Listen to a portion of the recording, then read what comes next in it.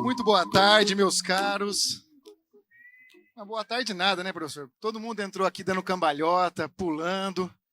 Teve professor que na sexta-tarde já fez performance digna de sexta-noite. E você vem com a música de reggae, né? O que é isso? É que a música transmite um sentimento. E o sentimento que eu quero passar para vocês, nessa véspera de prova, é o sentimento da tranquilidade, não é?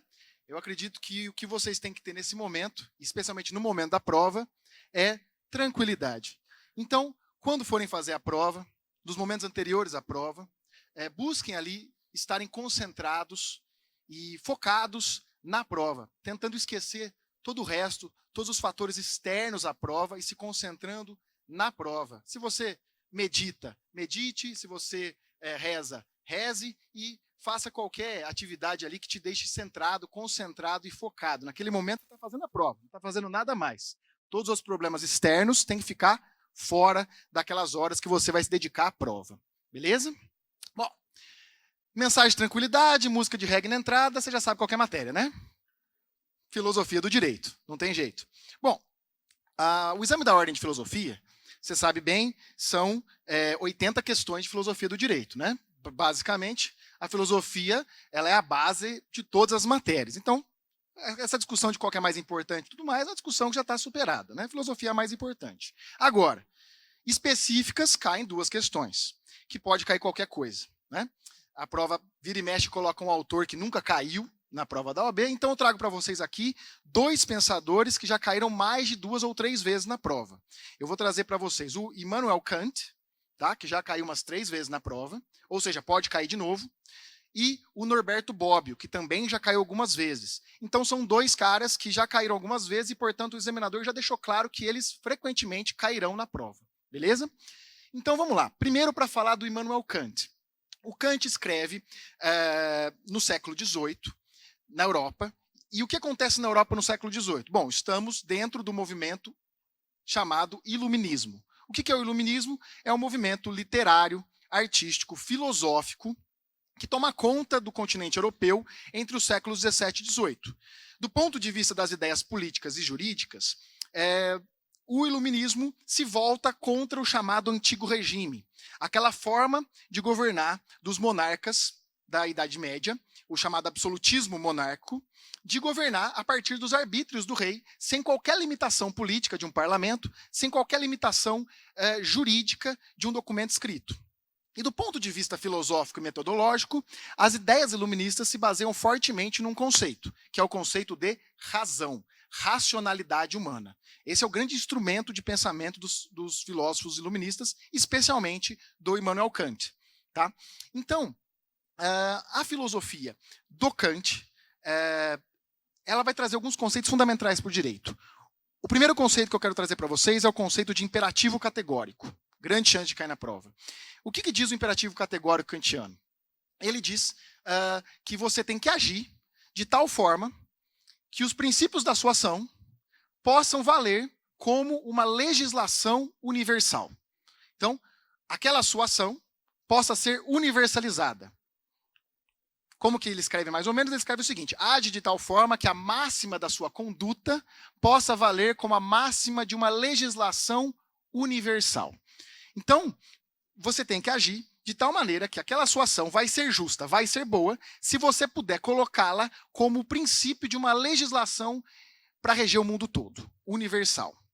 Beleza? Qual que é o grande exemplo aqui? O exemplo da mentira. Posso mentir?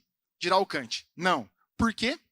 Ora, porque se todo mundo mentir, se nós colocarmos esse princípio como a máxima de uma legislação universal, não tem sociedade. Não tem sociabilidade que aguente uma sociedade em que todo mundo mente. Então, dirá o Kant que você deve falar sempre a verdade. Por quê? Porque isso seria obediência a este dever colocado pelo imperativo categórico. Age de tal forma que a máxima da sua ação possa ser universalizada. Repare aqui que o imperativo categórico kantiano não tem conteúdo. Não é como os 10 mandamentos que dizem o que pode e o que não pode. Ele traz um dever moral, que é o dever de agir a partir de uma máxima que possa ser universalizada. Então é bem diferente, por não ter conteúdo. É uma máxima conhecida pela própria razão humana. Qual que é o grande instrumento metodológico do Kant? Razão. O que mais que caracteriza a filosofia kantiana? Uma razão que tem uma pretensão de universalidade. Ou seja, que seria válida, esses princípios racionais seriam válidos no mundo todo da mesma maneira. E não é uma característica típica do pensamento da Europa, daquele lugar, daquele momento. O que a razão chega de princípio é algo que se estende para o mundo todo com o mesmo sentido, com o mesmo conteúdo. Pode ser, portanto, universalizados os princípios alcançados pela razão humana. É uma crença muito forte na razão humana. É o que caracteriza a filosofia do Kant, ok?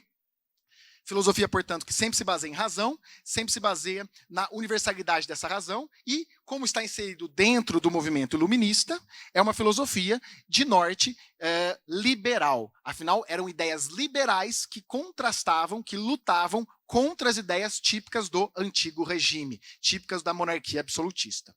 Beleza? Com isso, a gente vai para o segundo conceito no Kant, que é o conceito de direito em Kant. Isso já caiu na prova. Professor, se já caiu, por que você está passando? Porque, como eu disse, na prova de filosofia do direito, alguns temas são recorrentes, como Kant e Bobbio, e outros temas são novos.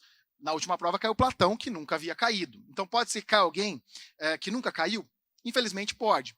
Mas eu trouxe aqui para vocês dois caras que caem de forma recorrente. Então, grande chance de cair. Conceito de direito para Kant, qual que é? Bom, tem a ver com razão? Óbvio. Tem a ver com a universalidade da razão? Óbvio. Qual que é o princípio de Kant?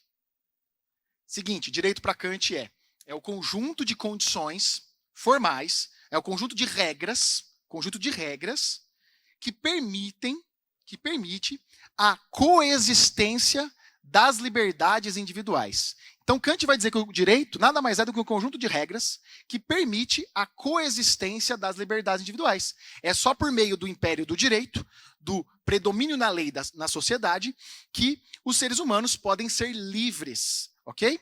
Então, reparem, isso tem a ver com a racionalidade, tem a ver com o sentido liberal, afinal estamos falando da liberdade humana valendo dentro da ordem pública.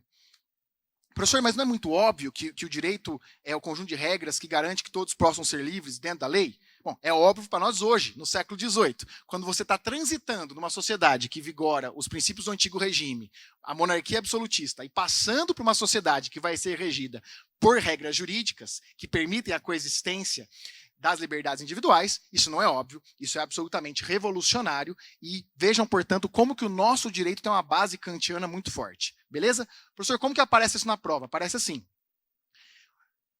O direito para Kant é o complexo de condições formais que garantem a coexistência dos arbítrios. Garantem a coexistência dos arbítrios. Falei para vocês, garante a liberdade individual de cada um. Beleza? Agora, vamos para o segundo tema, Norberto Bobbio. O Bobbio já escreve no século XX. Ora, se ele escreve no século XX, o que eu tenho que me atentar? E reparem nisso. Se for um pensador do iluminismo, como era o Kant, você tem que sempre lembrar que a ideia de uma racionalidade, dessa pretensão universal da razão, vai estar, de alguma maneira, nesse filósofo. Se for no século XX, o cara leu o tal do Hans Kelsen. Não tem jeito. Todo mundo que escreve no século XX tem que levar em consideração Kelsen, e é principalmente o Bobbio que faz isso. Então o Bobbio vai ter estudos sobre o tal do positivismo jurídico. O que eu quero trazer para vocês aqui hoje? O conceito de ordenamento jurídico para o Bobbio, porque isso é importante não só para responder uma questão de Bobbio, mas para responder uma questão de vários pensadores, inclusive do próprio Hans Kelsen. O que é o ordenamento jurídico? Bom, primeiro, o Bobbio vai compreender que o ordenamento jurídico não é um todo, que é um monte de regras, um monte de normas jogadas, sem conexão. Ele vai dizer que as normas do nosso sistema jurídico guardam uma relação entre si. Então, ele vai compreender o ordenamento jurídico como um conjunto de normas que possuem relações entre si. A isso nós chamamos de ordenamento jurídico ou de sistema jurídico, beleza? Quais são as características do sistema jurídico? 4 características aqui, rapidinho. Primeira, essa você já sabe. As normas não estão todas no mesmo plano hierárquico. Nós temos normas superiores e normas inferiores, de tal maneira que é um todo escalonado de normas. Tem normas inferiores que buscam seu fundamento, buscam sua validade na norma superior, e essa norma busca seu fundamento na norma superior, e assim sucessivamente. Beleza? Segunda característica, é um todo unitário de normas. Mas por que um todo unitário? Porque todas as normas têm uma base comum. Qual que é essa base comum? Vamos lá, voltar para a hierarquia. Se a norma inferior busca fundamento na norma superior, e essa norma busca fundamento numa norma superior, e assim sucessivamente, chegamos até a Constituição. Grande pergunta, qual que é o fundamento da Constituição? E aí vocês já sabem, é ela, a famosa, vocês já ouviram falar dela por aí, a norma fundamental do nosso amigo Hans Kelsen. Professor, o que é essa norma fundamental? Ela nada mais é do que um pressuposto lógico desse sistema que é o zeniano. Beleza? Ela não existe, ela não está escrita, ela não está guardada a 7 chaves em algum lugar. Ela não existe fisicamente, historicamente. Ela é um pressuposto lógico do sistema, que fecha o sistema, garantindo que o sistema seja um todo unitário, que todas as normas decorram de um ancestral comum e, portanto, guardem entre si uma relação de unidade. Então, é um todo hierárquico de normas, unitário. Qual outra característica? É um todo coeso de normas. Coeso, tem coerência ao ordenamento jurídico. Quero dizer com isso que não temos normas, não temos ao mesmo tempo duas normas que são opostas umas às outras. Como assim, professor? Não existe a tal da antinomia? O que é uma antinomia? O conflito de duas normas que falam. Uma fala que pode, a outra fala que não pode. Para o positivista, ele vai falar que não existe antinomia. Por quê? Porque você tem formas de superar essas antinomias. Como você supera uma antinomia?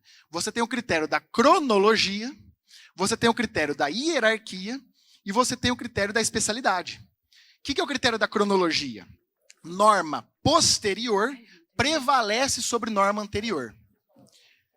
Critério da hierarquia. Ora, norma superior prevalece sobre norma inferior. O último critério para você superar uma antinomia, critério da especialidade. Norma específica prevalece sobre norma genérica. Beleza? Com isso, o positivista vai falar, olha, não há antinomias, há aparente antinomias. Porque quando você acha que você está diante de duas normas que conflitam entre si, uma delas é invalidada por um desses critérios. Ok? Então, o sistema é um todo coerente. Não existem normas conflitantes. Última característica do ordenamento jurídico, o ordenamento jurídico é um todo completo de normas e, portanto, tem resposta para todas as demandas da sociedade. Professor, e aquele caso que a gente identifica uma lacuna, dirá o positivista, uma aparente lacuna. Parece que é uma lacuna, mas, na verdade, o próprio ordenamento jurídico tem maneiras de preencher lacunas.